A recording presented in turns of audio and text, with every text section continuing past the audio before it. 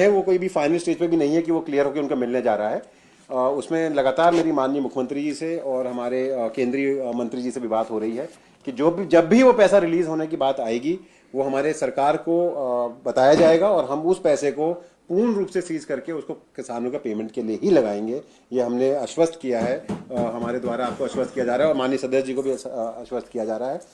पुनः हम कोशिश जरूर कर रहे हैं कि 108 करोड़ की पेंडेंसी क्लियर करा जाए।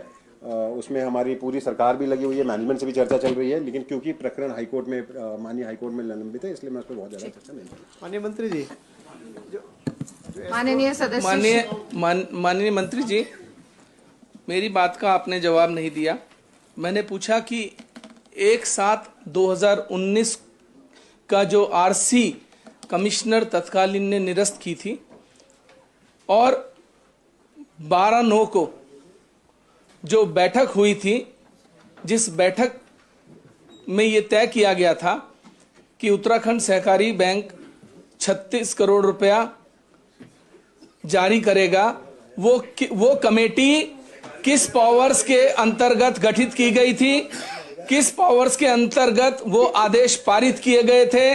आपके पास ऐसी कौन सी शक्तियां हैं, कौन से आपके पास ऐसी ताकत है जिनके चलते आपने बैंक को आदेशित किया कि एक एनपीए हुए हुए अकाउंट को, एक ऐसे व्यक्ति को जो फ्रॉड है, जो डिफॉल्टर है कंपनी, उसको 36 करोड़ रुपए बिना किसी मोर्टगेज के आपने अपनी गारंटी लगा के दे दिए? क्या प्रेम था आपका उनके साथ? मैं ये जानना चाहता हूं। चलिए बैठिए। माननीय सदस्य, माननीय अध्यक्षा जी, ये बहुत जरूरी। माननीय अध्यक्षा जी, मैं तो सीबीआई जांच की मांग कर रहा हूं इस सदन के माध्यम। बहुत गंभीर प्रकरण है। माननीय अध्यक्षा जी, मेरी बात पूरी होने दीजिए। मेरा आपसे निवेदन है, आपका संरक्षण चाहूंगा। पूरी कर ली। माननीय अध्यक्षा जी, ये आप मुझे बताइए ना कि उत्तराखंड के लोगों का 36 करोड़ रुपया जो आज भी वापस नहीं आया, किस कारण से उस कंपनी को इन्होंने दिया था, ये बताएं मुझे।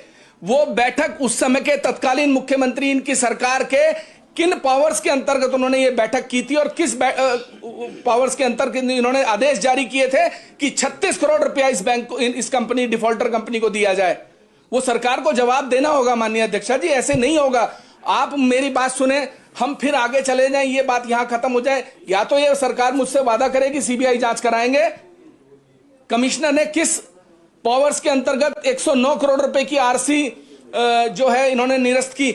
आज अगर उस समय उस आरसी को निरस्त नहीं करते तो 108 करोड़ रुपए आज बकाया नहीं होता, इसका भुगतान हो गया होता।